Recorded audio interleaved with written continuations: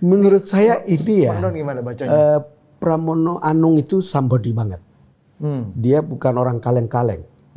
Dia menjadi sangat istimewa. Buat Prabowo, Kims itu udah tamat kok, nggak usah jauh-jauh. Kenapa harus bela mati-matian di DKI, uang di Banten aja sebelahnya? Kimsnya pecah. Dia memenangkan Golkar di kan Banten. mendukung PDIP. Dan belum tentu. Pak Jokowi, Pram lebih penting dari Pak Jokowi. Ya, Buat Pak Prabowo menurut Abang? untuk seorang Prabowo, mungkin kita harus mulai berpikir Pak Jokowi itu cepat atau lambat itu menjadi masa lalu. Nah, jadi kalau menurut saya sekarang pilihan strategiknya bagi Gibran adalah dia ini mau mendukung Prabowo sehingga nanti dia di-endorse oleh Prabowo. Betul. Atau dia dari awal mau menjadi saingannya Prabowo.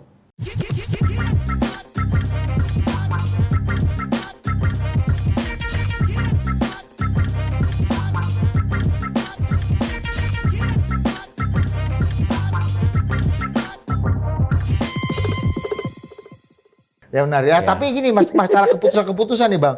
Ini kita ganti Apa? topik lagi. Nah, Ridwan Kamil nggak jadi gugat ke MK nih.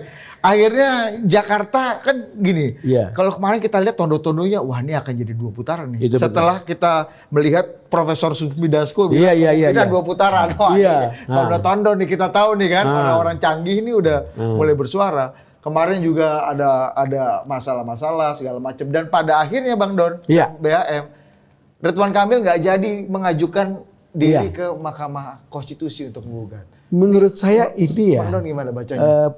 Pramono Anung itu somebody banget. Dia bukan orang kaleng-kaleng. Dia menjadi sangat istimewa. Paling tidak,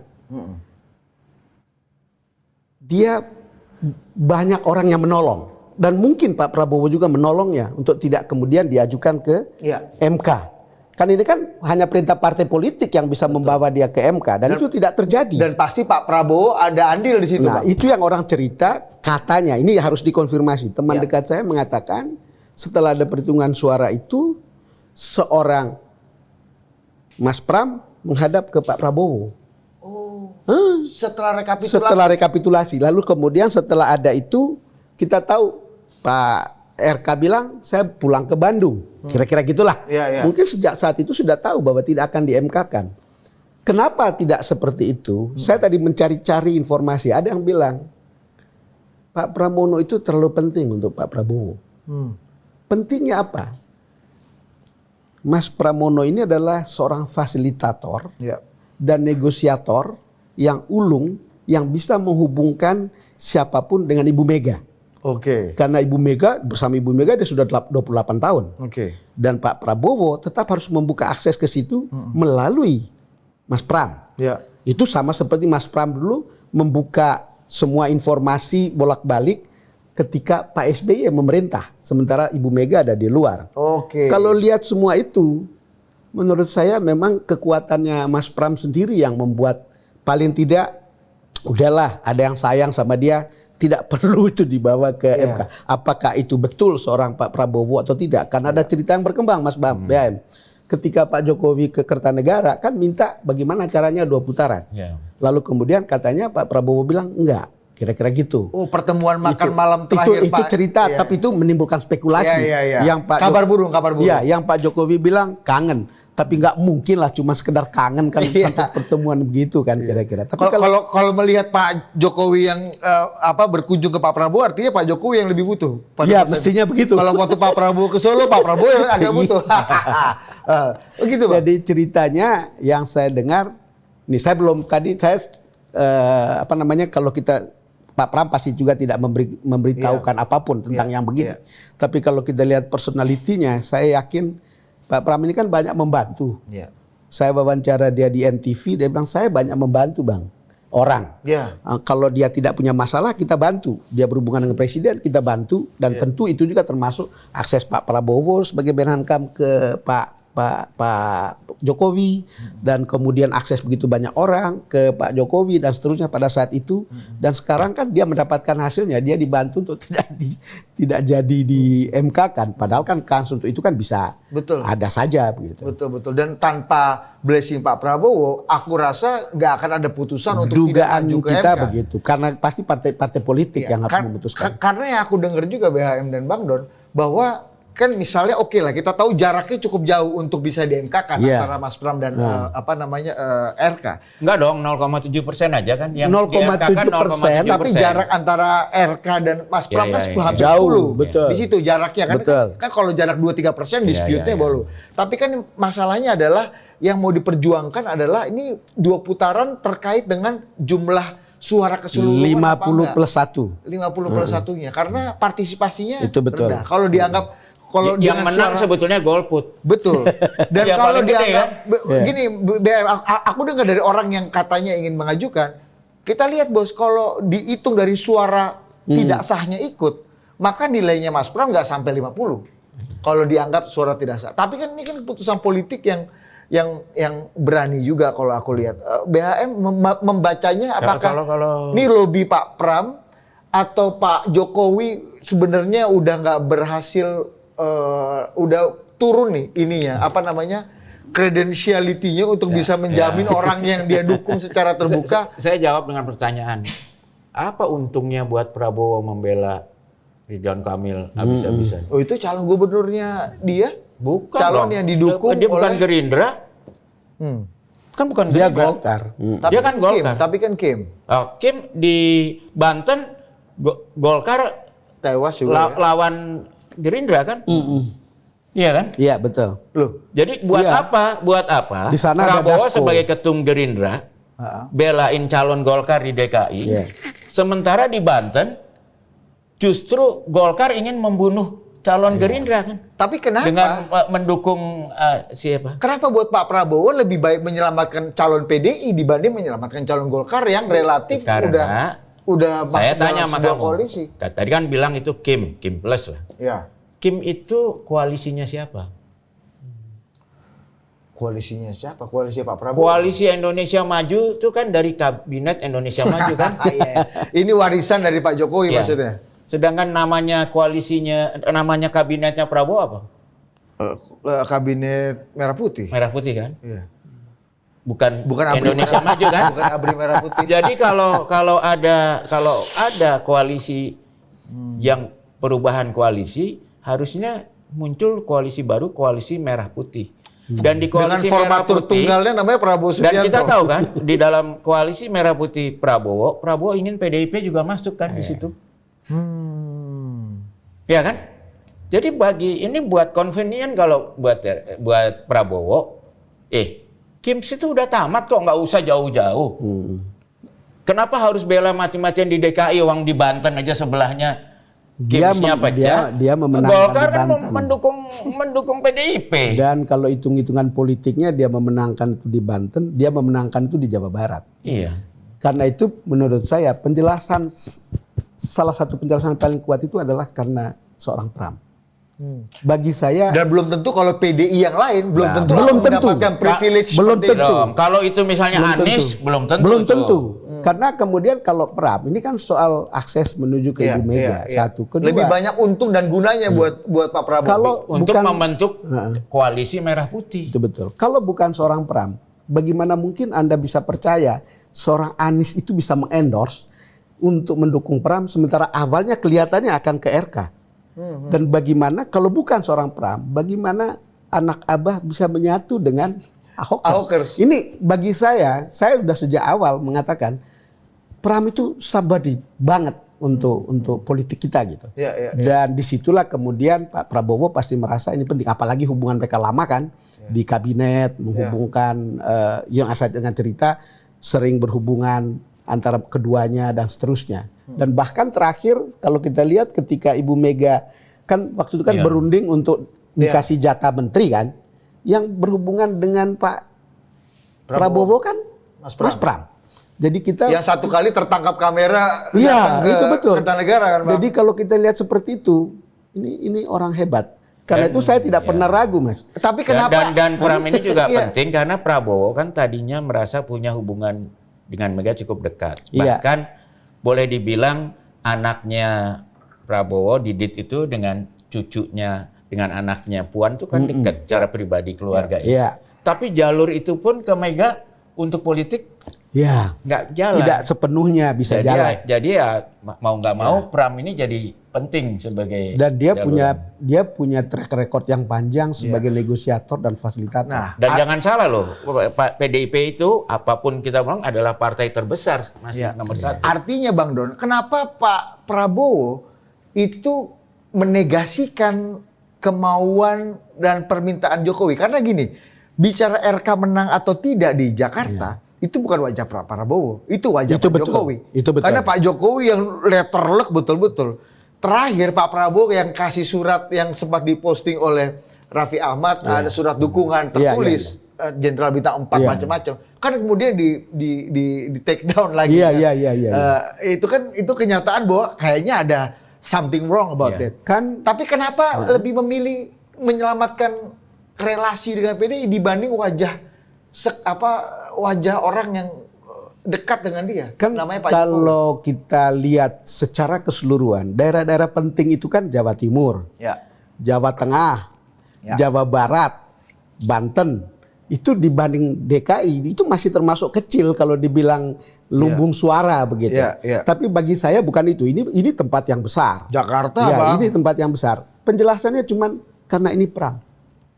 Sama seperti Penjelasannya Karena ini itu. perang. Iya, karena ini perang. Kalau bukan perang, belum tentu. Pak Jokowi, Pram lebih penting dari Pak Jokowi. Ya, Buat Pak Prabowo menurut Abang. untuk seorang Prabowo, mungkin kita harus mulai berpikir Pak Jokowi itu cepat atau lambat itu menjadi masa lalu. Posisi yang penting ke depan itu adalah seorang Gibran sebagai Wapres. Tentu akan ada warna Pak Jokowi di dalamnya. Iya, Tetapi saya kira kalau kita lihat ada pergantian di tubuh ABRI, ada perbedaan pandangan tentang membangun IKN apa segera atau multi years. Lalu kemudian kita lihat bagaimana berbeda soal PSN di PIK yang kemudian oleh Pak Prabowo mengatakan itu harus dilihat jauh ulang di gitu. moratorium. Sementara itu adalah izinnya Pak Jokowi di masa akhirnya. Ini mestinya something orang akan melihat bahwa ada yang berubah, ada yang berbeda. Ya bahwa berbeda itu normal, nggak apa-apa. Tetapi orang harus melihat, ternyata sesuatu sudah berubah gitu. Honeymoonnya cepat sekali ya Bang berarti ya? Mungkin perlu waktu akan cukup lama. Iya, Mungkin iya, cukup iya. waktu akan Tapi perlu. tondo-tondo honeymoon is over. Kalau menurut Udah saya kelihatan. Kalau menurut saya justru Prabowo itu sebetulnya hanya bereaksi. Iya. Karena aksinya justru oleh Pak Jokowi. Saya tanya sama kamu coba. Bahlil itu orangnya siapa? Pak Jokowi. Pak Jokowi kan? Artinya Golkar itu orangnya. Ya karena Pendukung dibentuk Jokowi kan? set-up-nya pada masa Pak Iya. Jokowi. Betul. Lalu Ya, kita nggak tahu orangnya Pak kenapa- Jokowi apa enggak. Kenapa di Banten Golkar mendukung Airin. Airin. yang Dan PDI. PDIP melawan tokoh Orang Gerindra Gerindra. yang harusnya didukung oleh Kim. Meskipun udah kasih BK 1 KWK, udah tadinya dukung kan, udah Andra Sony Bang. Iya. Tiba-tiba belok kiri Nah, kan. itu kenapa? Kenapa belok kiri? Itu kan Bahlil kan ketua Golkar. Ya. Kenapa berkhianat kepada Kims? Nggak tahu gimana. Ya, Ya. karena Nah, itu pertanyaan. Pertanyaan kan artinya kalau dia aku ngerti itu masalah eksistensi partai. Kita bicara kalau misalnya di beberapa daerah PKS saja bisa nyalon sendiri, yang lain PKB di Jawa Timur juga bagian dari Kim juga bisa calon sendiri. Iya. Aku rasa ini masalah eksistensi Golkar sih. enggak, tapi Andra Sony itu kan Jadi penting bagi Gerindra ya. Iya ya. Andra Sony itu kan penting bagi Tapi ini Gerindra juga ya. buat Bahlil kan juga penting Banten Iya. ini. Iya. Mas, kita lihat Bahlil ada itu mau Airin. jadi orangnya Jokowi atau mau jadi orangnya Prabowo? Iya. Tapi kan di daerah lain calonnya Pak Prabowo juga didukung sama Golkar Pak Bahlil. Iya, jadi kalau gitu apa salahnya kalau Prabowo tidak mendukung calon Golkar di Jakarta?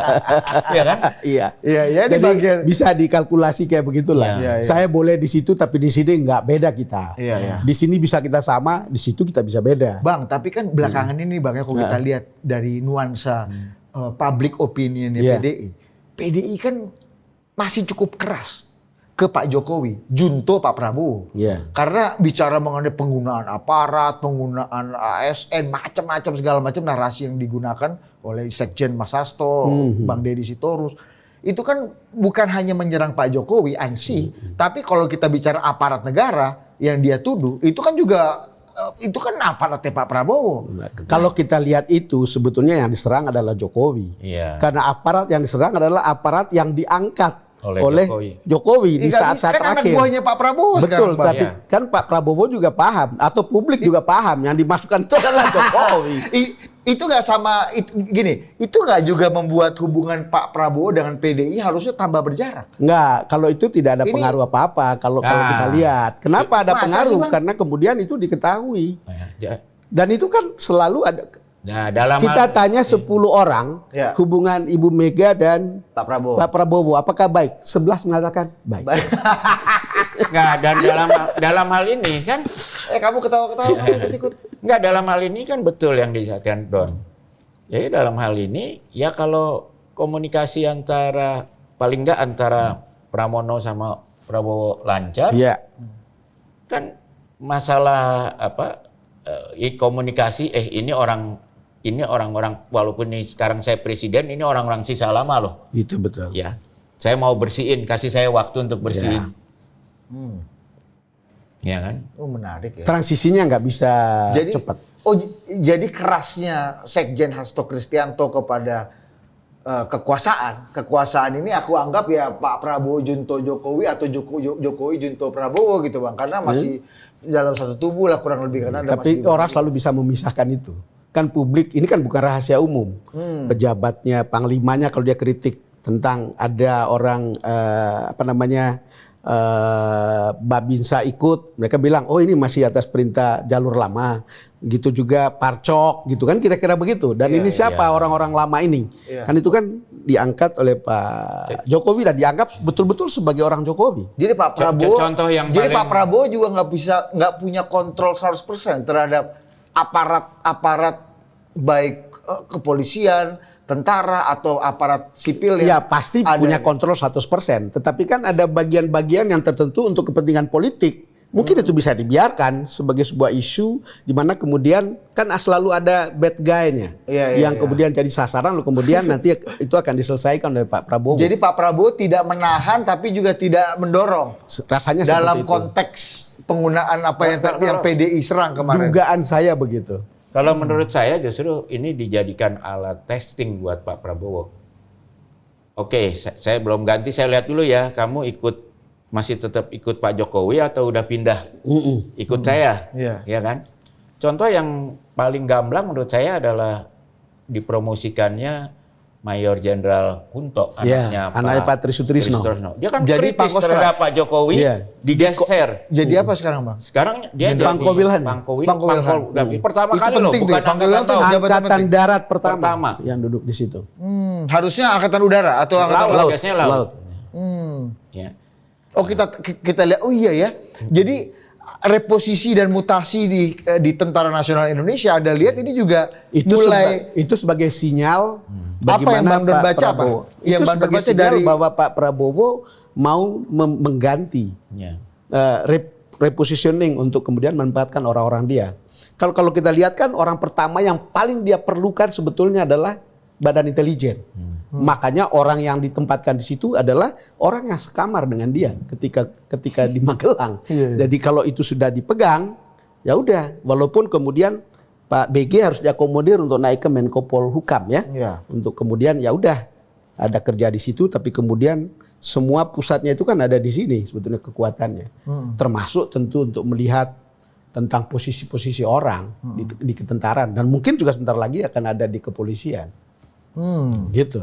Oke, kalau kan gini, banyak yang menganggap bahwa ketika kita bicara komposisi kabinet dan personalia pembantu Pak Prabowo, ini kan ada yang bilang bahwa ini Pak Jokowi periode ketiga aja karena influence-nya Pak Jokowi kentoro sekali gitu. Iya. Abang ngelihat bahwa Pak Prabowo akan dalam waktu tidak lama untuk melakukan ini kalau nggak mau dibilang bersih-bersih, repositioning lagi Saya kekuatan kira politik. harus dilihat bahwa Pak Prabowo Dan juga apa kebutuhannya Pak Prabowo? Pak Kan Prabowo mereka juga udah pendukung Pak orang Prabowo yang sangat semua, Bang. paham soal merit system.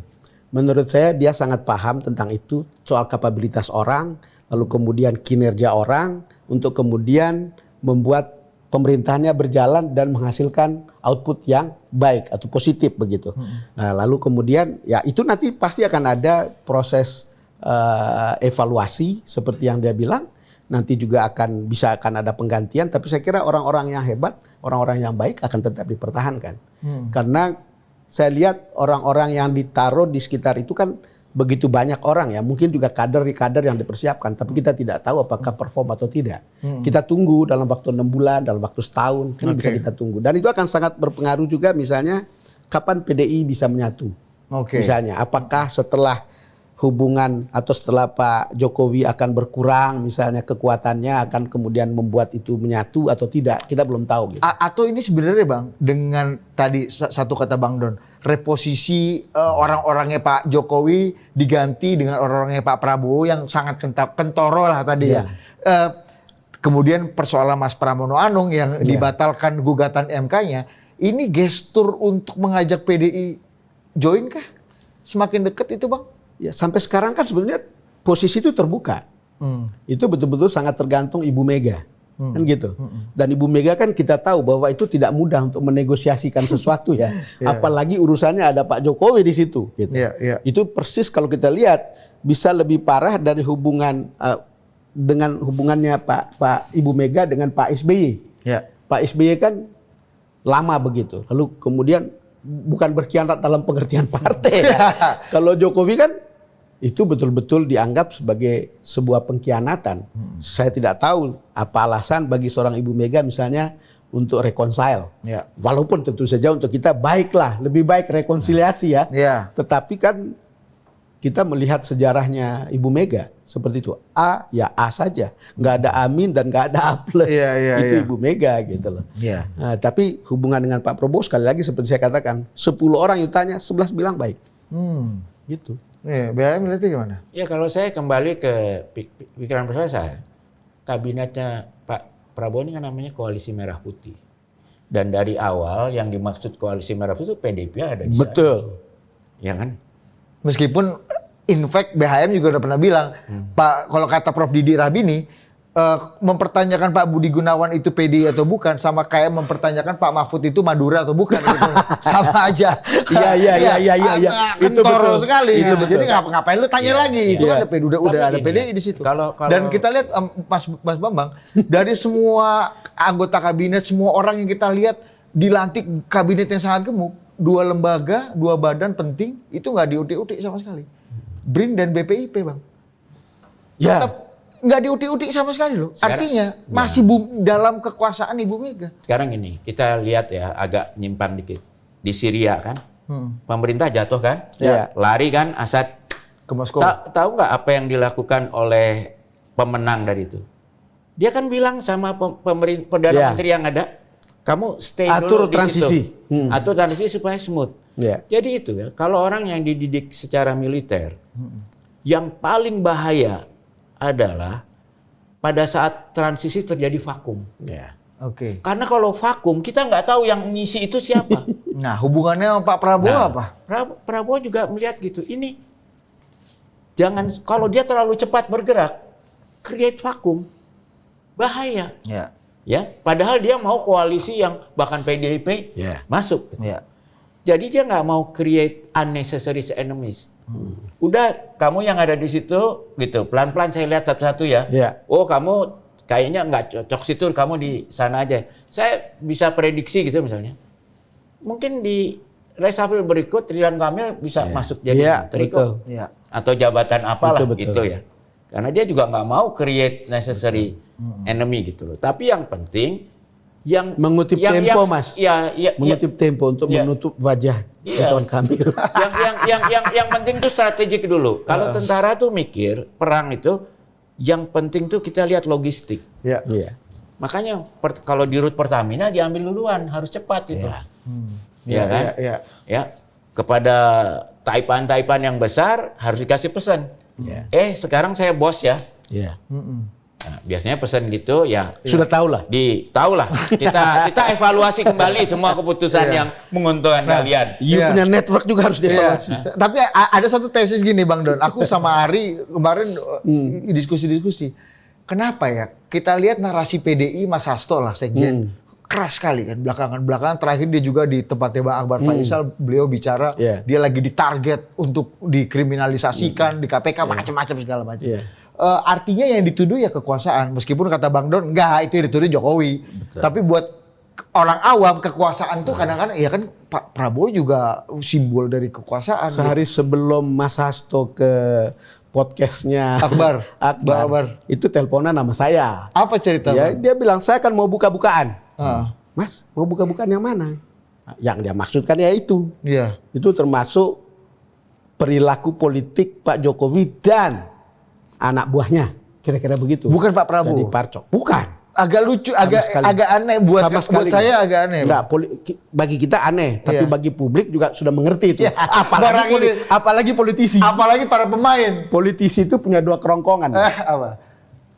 Satunya untuk mengatakan kebenaran, satunya untuk mengatakan kebohongan. Sayangnya ketika politisi ngomong, ketika kita dengar, kita tidak tahu suara yang keluar itu dari kerongkongan yang mana. Tapi gini Bang Don, ada satu tesis yang aku coba hubung-hubungkan kayaknya mungkin menarik juga. Lihat gini, kepentingannya Mas Hasto untuk bicara lantang dan keras terhadap kekuasaan. Itu seiring sejalan dengan keinginan dan game plan-nya Pak Jokowi. Apa game plan-nya Pak Jokowi? Game plan-nya Pak Jokowi adalah membuat PDI dan Pak Prabowo atau kekuasaan tetap berjarak sejauh mungkin. Nah, dengan Mas Hasto yang seperti ini dan suara keras dari PDI, ya kita berpikir bahwa ya jaraknya dengan Pak Prabowo akan tambah lebar sesuai dengan game plan-nya Pak Jokowi. Karena kalau PDI makin dekat, relevansi Pak Jokowi di internal Pak Prabowo makin turun gitu. Bang Don? Ya hubungan Ibu Mega sama Pak Prabowo kan jauh lebih dekat dan sudah jauh lebih lama dibanding Pak Jokowi dengan Ibu Mega. Nah, paling tidak kan hubungan itu jauh tapi kan di Solo. Tapi kalau dengan Pak Prabowo kan dekat, bahkan untuk memasukkan dia balik ke sini itu ada tangan Ibu Mega di juga belakang. Sesama anak menteng ini kan? Ya mungkin ini sesama anak elit menteng kan ya kan?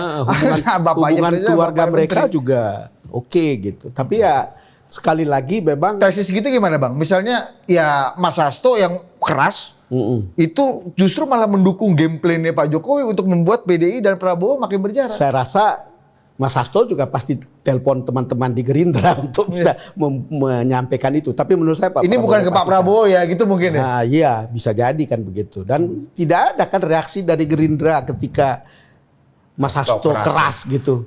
Yang bereaksi malah bukan orang Gerindra. Tapi apa gunanya sih Bang? Udah Pak Jokowi sunset, udah maksudnya Pak Jokowi sudah purna. Kenapa masih menjadi nggak harus sasaran? dihitung sebagai bagaimana Parcok itu masih berpengaruh pada saat itu gitu loh. Jadi ini kan konstelasi politik, konstelasi pilkada dan seterusnya masih ada konteksnya dengan itu gitu. Dan saya rasa misalnya juga mau mengirim pesan, Mulyono jangan Pak Jokowi nggak boleh kerja begitu untuk di Jakarta gitu. Aku dekat secara personal dengan Pak Jokowi. Abang dekat banget. Dan saya hormati. Yang beda itu adalah ketika sikap politiknya seperti sekarang. Iya, kalau Anda menganggap Bang Don dekat kok, tapi nggak ada jabatan, Bang Donnya nggak mau. Enggak. Nah itu dia, itu buat Anda. Dan boleh berapa kali wawancara Pak? Oh lebih dari 10 kali, mungkin 14 kali. Bos, iya. Jadi Anda udah bisa membedakan belum mana Pak Jokowi jujur, mana pakai kerongkongan yang mana? Udah bisa. Setelah kejadian semua baru kita tahu. Oh dulu itu berarti kerongkongan yang ini yang bicara. Yang ketika ini, oh kerongkongan yang satu lagi yang bicara. Jadi saya kemudian membuka kembali semua itu. Tetapi memang kita ya hampir semua kalau kita dekat gitu, kita tidak akan susah sekali untuk membedakan Pak Jokowi ketika ngomong sebagai orang biasa dan politician. Kecuali ketika kita mengatakan, oh setelah 1 bulan kemudian, loh tempo hari ngomong begini, kok sekarang begini gitu. Jadi itu hal-hal yang kita tahu post factum. Tapi Pak Jokowi itu memang kalau ngomong memang meyakinkan sih ya. Enggak, dia sincerity-nya kan omongannya juga cuma 1-2, tidak banyak. Tapi kan kelihatannya sincere gitu. Itu kan, betul. Bang. Itu betul. Bang. satu kali saya pernah ketemu beliau dan habis wawancara di Metro TV, saya bilang, Mas, itu saya nonton interview Gibran. Dia lebih pintar dari Anda untuk bicara. Jangan hina presiden begitu katanya. Saya tidak lagi menghina. Coba nonton. Oh iya Pak Don, saya di Solo juga dulu begitu dibilang sama Habib. Kok wali kota kok ngomongnya belepotan. Nah, Anda bisa bandingkan kan? Gitu. Belum ada pencalonan ini Mas, belum ada mahkamah paman, belum ada. Artinya sur juga tuh dengan informasi Bang Don tadi ya. Nah, ya, Pak Jokowi sur juga kan? Iya, karena saya kan Bang Don ngomong itu pakai kerongkongan yang mana? kalau itu kerongkongan yang jujur. Oh jujur. Gimana? Kita kan bukan politisi Mas. Iya. Jadi saya ingat betul itu. Karena kalau Pak Jokowi kan ngomong 1, 2. Jadi kalau kita jalan, ya, ngomong, dengar, ya cuma segitu, pendek-pendek. Iya. Bang Don yang lebih banyak memberikan masukan Kita dan harus perspektif. kita harus nanya lebih banyak. Sebagai pemain Gitu. lama nih kan. Jangan sampai hilang bahan pertanyaan aja. Iya. Tapi udah nggak pernah kontak sama Pak Jokowi lagi, Bang? Pasca Enggak, terakhir ketemu post factum kerongkongan yang mana yang Abang udah tahu? Ketemu di peresmian smelter Gresik. Freeport di Gresik. Say hello, kebetulan ketemu Pak Don. Oh ya Mas, sehat-sehat ya. Lalu kemudian saya bilang, terima kasih dari anak saya. Oh iya Pak Don, dia langsung ingat karena anak saya sama menantu saya itu bawa cucu saya di Senayan City, lalu ketemu Pak Jokowi di situ. Pak, Bapak nikah, waktu kami nikah, Bapak datang gitu. Foto. Dan itu ternyata masih banyak orang di situ. Itu terakhir. Saya dulunya, tahu nggak Mas? Pernah saya ngomong, mestinya ada farewell yang sangat meriah untuk perpisahan seorang Jokowi. Karena dia punya hasil kerja dan seterusnya. Tapi saya pikir begitu ada kejadian setahun belakangan, saya pikir kok enggak. Emang farewell-nya kurang meriah untuk Pak Jokowi, Bang? Menurutku udah Meriahnya seperti apa? jauh lebih meriah dibanding waktu itu farewell kepada Pak SBY 2014. Saya ada di sana, saya tahu. Saya ada 2014. 2014. Iya. Saya ada di situ. Menurutku jauh lebih meriah Pak Jokowi. Kebayang nggak Bang? Diantar sama Pak Prabowo naik pesawat kepresidenan dari Halim dikawal jet. Itu memang berbeda. Ada perbedaan yang mendarat sangat di Solo, nyata. Bang. Ya, Beliau arak-arakan di belakang Panglima TNI dan Kapolri. Ya. Itu memang berbeda. Karena Seperti karena pada saat itu Pak Jokowi sendiri sebetulnya rada berkeberatan dengan cara perpisahan itu gitu di tahun 2014 itu ya. Padahal maksudnya Pak SBY, saya ada di Seknek ketika Pak SBY mau berpisah itu. Sambut itu menunggu Pak Jokowi datang dari MPR. Ya. Dia ngomong, naik kereta itu. Iya, kita harus membiasakan transisi yang damai. Ya. Jadi ini saya betul-betul pingin ini ada sebuah acara di mana kita langsung melakukan perpisahan yang oke gitu. Ya. Tetapi ya memang hasilnya cuma segitu gitu. Karena Pak Jokowi sendiri ngomong, kenapa sih harus ada begini? Dan tapi Pak Prabowo memberikan gestur. Bahkan ada pertanyaan Pak Jokowi tentang ada sebuah spanduk di depan BRI Mas. Kalau tidak salah. Pulang di dari mana? situ. Di Tamrin situ. Tamrin. Ya. Terima kasih Pak SBY. Ditanya, itu spanduk siapa? Iya, dia tunjuk Budi Ari. Kamu bukan Budi Ari. Projo. Tapi ya ini yang terakhir nih buat Bayau dan Bang Don nih. Tadi kita udah ngomongin RK, udah ngomongin Pram, Pak Jokowi dan Pak Prabowo sendiri di TNI udah mulai taruh kuda-kuda yang paten. Ini apa yang terjadi dengan PMI nih? Baru nih. Ini aku jujur nih. Biasanya kan yang konflik partai, Bang. Yang konflik tuh apalah. Ini tiba-tiba Pak JK yang udah lama memimpin Palang Merah Indonesia, tiba-tiba ada dispute baru dengan jagoan lain yang namanya Pak Agung Laksono gitu.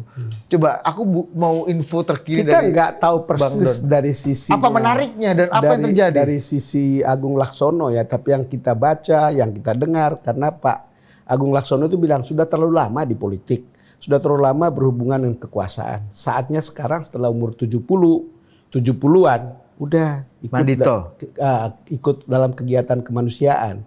Tetapi dalam versi yang Pak JK, saya tadi ketemu bicara dengan salah satu orang dekatnya. Dia bilang, "Bang, ini kalau bikin begini dimulai dengan model money politics gitu, ada unsur uang karena ada surat ke daerah-daerah itu khususnya komite donor darah gitu. Mereka silakan datang ke Jakarta, bawa stempel. lalu kemudian nanti ditanggung uang pesawat tiketnya dan ditanggung uang sakunya. Nah, itu dilihat sebagai problem yang dia bilang ini sih bukan lagi aroma perjuangan kemanusiaan, tetapi ada sesuatu yang beyond urusan itu gitu. Sementara Pak JK sendiri kan track recordnya oke sebetulnya. Saya kebetulan banyak mengenal Pak JK, wawancara banyak. Kemudian kami sama-sama di Yayasan Komodo yang dulu memvote Komodo untuk New Seven Wonders. Kami ikut di situ karena kebetulan saya orang kampung dari sana kan. Betul. Gitu. Lalu kemudian kita lihat bagaimana PMI punya kinerja ketika COVID. Saya merasa masih layak untuk beliau yang harus kembangkan itu gitu. Karena ini saya bawa suratnya, saya dikasih surat yang dari Pak Agung Laksono dan tim untuk kemudian mengundang orang-orang dari daerah. Dan menurut versinya Pak JK, 2 minggu sebelumnya kan sudah dikasih tahu aspirasi apa. Aspirasi tentang orang, siapa, aspirasi tentang AD, ART, siapa. Dan itu tidak ada nama baru.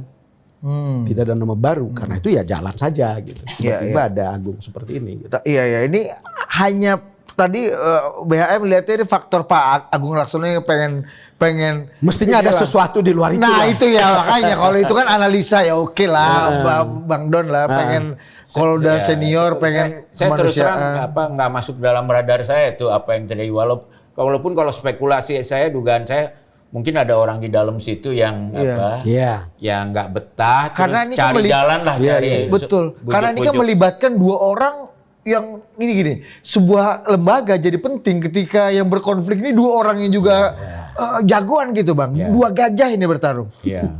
Gimana? What do you think? Ya, saya pernah ketemu aja mungkin ada orang di PMI yang nggak happy dengan pengurusannya Pak JK. Sementara ada Pak Agung yang sedang mencari peran baru gitu dan bersedia berinvestasi di situ. Ketemulah gitu ya. Karena saya juga nggak lihat PMI itu mungkin penting nama, tapi dari sisi politik itu nggak pernah kelihatan ada. Bahkan dia harus out of politik kan. Tapi Barang merah itu. Tapi apa daya tariknya Pak JK? Mungkin 10-15 tahun terakhir ngurusin sejak Mandito jadi wakil presiden tahun 2009 kan Pak JK udah ngurus PMI waktu itu kan. Itu betul. Saya ingat ketika artinya kan ada daya tarik barang ini sampai 2 kali 3 kali masa pengurusan. Tentu ada kerja kemanusiaan lah. Tentu ada kerja kemanusiaan. Tapi orang mulai ngomong bahwa di situ uangnya banyak misalnya. Tetapi kan bukan uang untuk yang dimakan kan. Kan itu semua untuk kemanusiaan. Dan itu selalu diaudit. Dan memang dulu saya laporan Tempo lembaga kemanusiaan juga ada kan, ACT dulu. Tapi memang saya lihat PMI sekarang ini memang kalau kita lihat pengurus-pengurusnya itu memang orang-orang yang wajar ya, dekat dengan JK. Akhirnya secara politik juga dekat dengan JK kan, kayak Sudirman Said ada di situ dan teman-temannya ya ada di situ. Jadi Pak JK kelihatannya menggunakan gitu ya, kalau di politik lagi kalah atau apa-apa. Ya sudah ditampung di situ gitu loh. Ada panggung, ada tempat untuk pengabdian gitu kan. Tapi kalau dianggap ini sesama ada masalah di Golkar yang dibawa ke PMI gimana? Karena 2 orang ini 2 orang senior Golkar, 2 mantan ketua umum Golkar.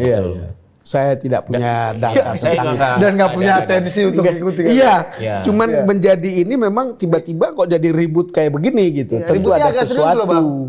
Tentu ada sesuatu. Perlu kita cari tahu. Kalau pikirnya suuzon ini kan coba suuzonnya BHM apa ya? Kalau suuzonnya ini kan Pak JK ini masih menjadi tokoh di Golkar ya. Golkar ini kan belum stabil ini dengan adanya perubahan kekuasaan ini. Gimana nggak stabil, orang udah ketua umum definitif. Ya, tapi kan sekarang kita semua tahu lah, semua ketua DPD itu kalau ada munaslup senang semua kan. Karena ini kan rezeki buat mereka ya kan. Maksudnya mau ada munaslup lagi? Ya, kalau ada 3-4 munaslup lebih bagus. Kalau ada yang bersedia dan punya modalnya. Kan dari dulu kan Nurholis Majid sampai keluar karena nggak cukup gizi dulu kan.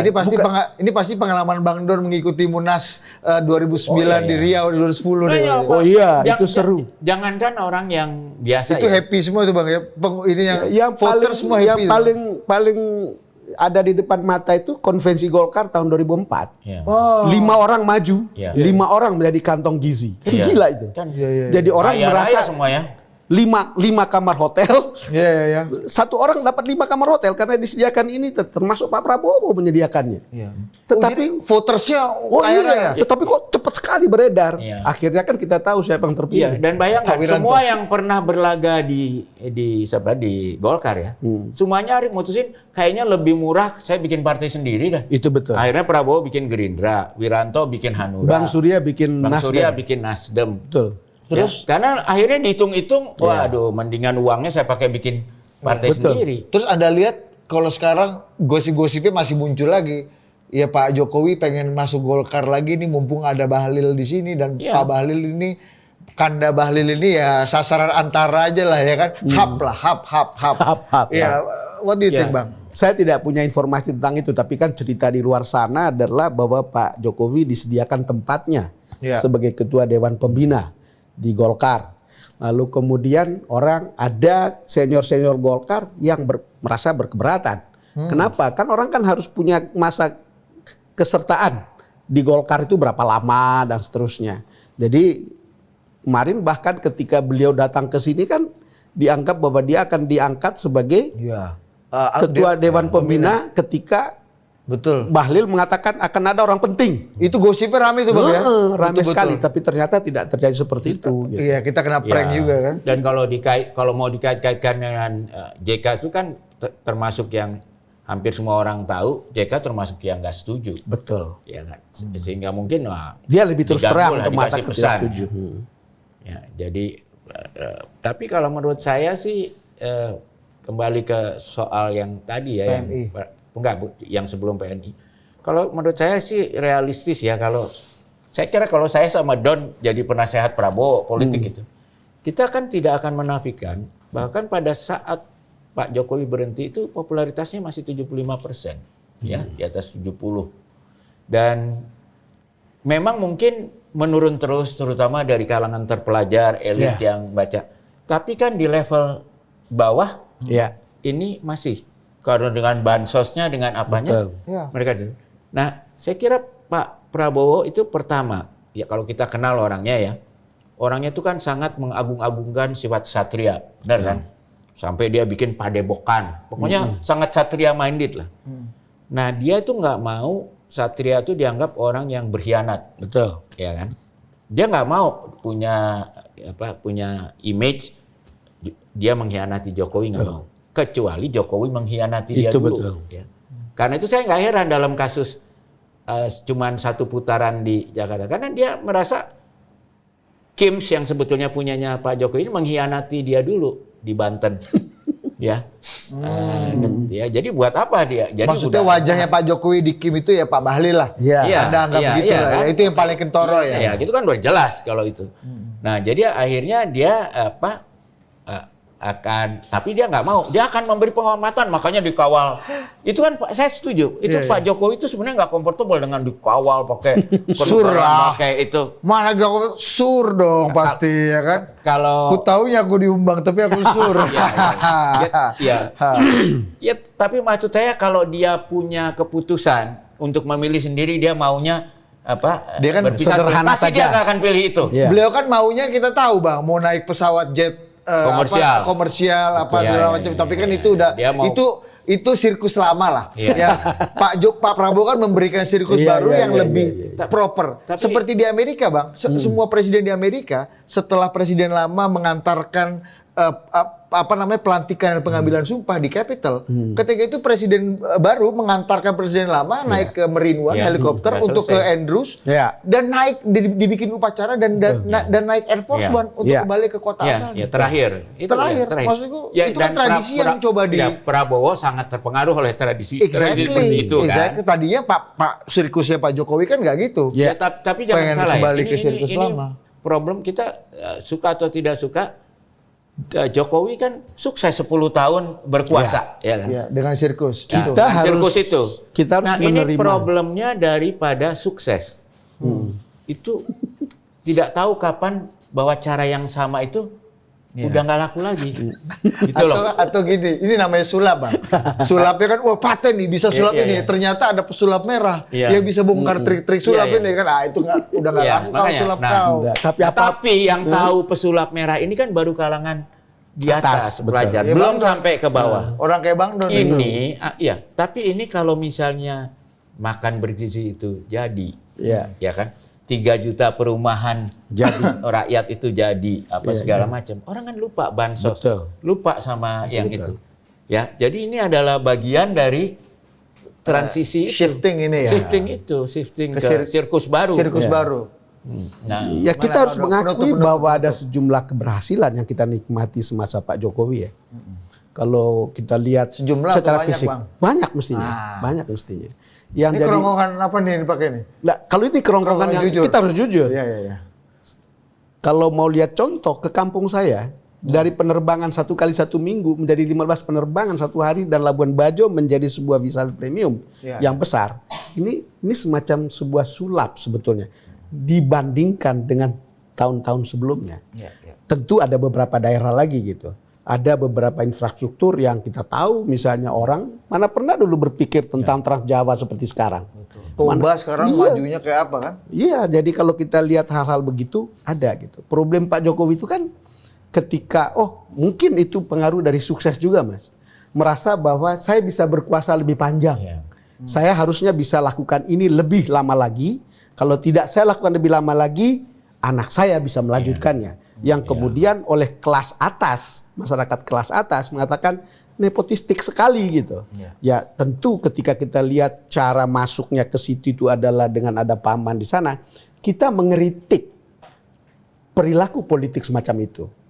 Sebagai pribadi, kita honest, kita harus menghormati kelebihan-kelebihan yang dimiliki. Bang, tapi bicara sirkus ya, Iya. BHM dan Bang Don. Kayak Mas Gibran juga punya sirkus sendiri yang nggak mungkin atau sangat kecil sirkusnya akan disamai oleh Pak Prabowo. Sirkus-sirkusnya Pak Jokowi juga kan Iya. beliau pakai, maksudnya dengan Menurut saya, Bang Don lihatnya gimana dengan BHM nih? saya kira Gibran Seperti yang apa lapor Mas Wapres, misalnya kan ada kan? Saya jadi ingat di balai kota dulu kita Bang. Iya, Balai kota Pak Jokowi iya, kan setiap betul. hari pendopo rame orang yang hilir mudik untuk Saya kira minta. Gibran itu harus membuktikan. Sekarang dalam fase dia harus membuktikan bahwa dia mampu. Karena banyak sekali orang yang meragukan kemampuannya. Karena banyak sekali orang meragukan kamu ada di sini karena begini. Lalu kemudian dia harus membuktikan bahwa dia mampu. Memang banyak hal dia mengkopi kemudian apa yang dibuat oleh Pak Jokowi dulu. Iya. Tapi pertanyaannya apakah mengkopi yang dulu itu bisa relevan dengan yang sekarang gitu. Trik sulap lama. Iya, trik sulap lama atau orang malah sudah tahu begitu. Tetapi kan namanya juga usaha. Kan boleh aja orang politik itu kan begitu. Iya, Mas. iya. Jadi ya dia jalan dan kita menunggu seperti apa gitu. Tapi Anda lihat ini nggak mengganggu Pak Prabowo melihat bagaimana Mas Gibran juga mulai ya positifnya kita tahu wapres kita bekerja. Iya, iya. Hal yang lain secara politik dianggap ini stealing the spotlight gitu Iya. kan. Ini kan ya the spotlight is only for the president only gitu Bang dalam sistem Nanti presidensial. tunggu pada waktu tertentu yang mungkin sampai pada kesimpulan seperti itu kan kita tunggu. Terakhir. Kalau saya melihatnya kan Gibran tuh masih sangat muda ya. Betul. Masa untuk dia jadi presiden gitu.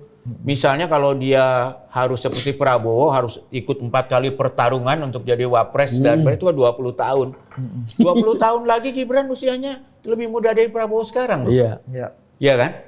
Nah, jadi kalau menurut saya sekarang pilihan strategiknya bagi Gibran adalah dia ini mau mendukung Prabowo sehingga nanti dia di-endorse Iya. oleh Prabowo. Betul. Atau dia dari awal mau menjadi saingannya Prabowo. Oh, oke. Iya kan? Iya. Nah ini pasti anak buah dia tuh ada 2 kutub ini. Nah itu ujian pertama dari apakah dia mumpuni sebagai politisi Iya, atau iya, enggak. iya, iya. Dia ikut nasihat yang mana? Nasihat yang sekarang harus 100% di Betul. bawah Prabowo supaya nanti Prabowo 100% di Iya. belakang Endorse. kamu. Kamu kan masih muda. Ini nih, ya. Yang kalau di keluarga itu keluarga pamannya Jokowi. Iya, iya, Ya. iya. Kan jalannya itu. Atau dia ikut advisor, pengikut dari ibunya. Iya. Ibunya kan pengen instan. Iya. Harus sekarang jadi wapres. Harus sekarang, harus 2029 Ini jadi analogi aja, presiden. analogi kan ini analogi kan. Nah, Metafor kan ini kan, Bukan, ibu dan kalau- paman ini kan. Enggak, kalau saya rasa juga kita kan jurnalis ya. Iya. Kita berdasarkan sumber-sumber keluarga dekatnya dari Iya. Jokowi sendiri. Iya, iya. Yang terpecah 2 karena yang pendukungnya paman kan inginnya Gibran jadi gubernur dulu. Pendukung paman nih siapa sih? Paman Ya. siapa? Mbah siapa namanya? Oh Pak D, Pak D, Miono. Pak D, ya kan? Kan lebih tertata gitu dan sementara kan dari ibu ini ingin langsung jadi wapres. Di gue nggak ikut-ikut ya masalah gitu. Nah, menurut saya Iya. Pak Jokowi kesalahan besarnya dia ikut ibu bukan ikut pada Pak D. Tapi kan belum tentu ada kesempatan lagi. kalau ikut jalan Pak D belum tentu Mas Gibran akan ada di titik RI 2. Karena kalau Tapi cerita gubernur aja dapat lah. I don't Kalau think gubernur so. aja dapat. karena kalau lah. cerita Siapa yang nyangka Airin tewas di Banten, Mas? Iya. Siapa yang nyangka? Oh, iya, Lawan iya. Andres, maksudku gitu kan. Iya, Kita iya, iya, ketika pendulum udah berganti, waktu dan momentum Tapi juga udah sekarang ya lewat, kita Mas. bilang. Itulah. Itu yang nggak dilakukan Pak SBY dulu. Kita ngomong, dan Pak Jokowi belajar dari ngomong Pak SBY. berandai-andai aja ya. Uh-uh. Seandainya dia calon gubernur, siapa yang pada saat itu berani menentang? Parcok pun akan dukung. Iya. Kalau Parcok dukung, mantan Panglima TNI aja kalah. Cuman kalau lihat proses ini kan entah bagaimana ya sejarah kita ya. Iya, iya. Kalau kita dengar cerita dari orang-orang dekat, ini kan Pak Prabowo yang butuh Gibran ada Iya, di situ. Betul. Kenapa Pak Prabowo? Karena dia sudah mengkalkulasi kalau dengan Erick Thohir belum tentu menang. Betul. Tapi dengan Gibran itu ada Jokowi di belakangnya. Hanya Jokowi yang bisa membuat dia menang. Dan itu terbukti. Dan itu terbukti. Nah sekarang menarik kata Mas BHM. Ini ketika Gibran dalam posisi sekarang, dia mau gaspol untuk kemudian melawan Prabowo di 2009. Atau dia lebih baik menunggu lalu kemudian di-endorse oleh Pak Prabowo. Sama seperti Pak Prabowo di-endorse oleh Jokowi. Kita uji nih, kita uji bagaimana. Itu ujian pertama Gibran. Kalau kata Bambang Pacul, ilmu tertinggi, doktor honoris causa dalam ilmu politik itu sebenarnya adalah ilmu menempatkan diri. Nah, kita lihat bagaimana Mas Gibran menempatkan diri dalam karena godaan untuk stealing the spotlight-nya sangat ada. Apalagi kalau kita Dan pasti ada pendukung-pendukungnya yang dorong itu. Betul. Apalagi kalau kita berkaca dari wapres sebelumnya yang sangat Low nggak profile. low profile. Low profile. Ya dianggap. Jadi ketika Mas Gibran melakukan suatu gebrakan itu langsung kelihatan bedanya. Ya, Oke lah. ya. Kita Jadi lihat bagaimana dia menempatkan akan diri. meniru gaya Pak Budiono di bawah SBY. SBY. Atau Pak dia JK. kan JK di bawah Di bawah- Pak SBY. Lebih yang mana kayaknya Jack? Pak JK sih harusnya ya. Saya nggak bisa pastikan. Nggak, Kalau menurut saya ini masih ujian buat dia. Dia menurutku belum menjawab. Dia menurut saya ini adalah fase dia membuktikan diri Iya. kepada publik bahwa dia punya kemampuan. dan gini Bang, mau apapun ya. Jadi untuk recognition. Betul, recognition itu penting. Dan menurutku Bang, pendapatku pribadi, Iya. seburuk-buruknya atau apa ya, kita menganggap Mas Gibran itu bermain sirkus untuk nama dan stealing the spotlight untuk politik. Tapi seburuk-buruknya adalah kita punya wakil presiden yang bekerja.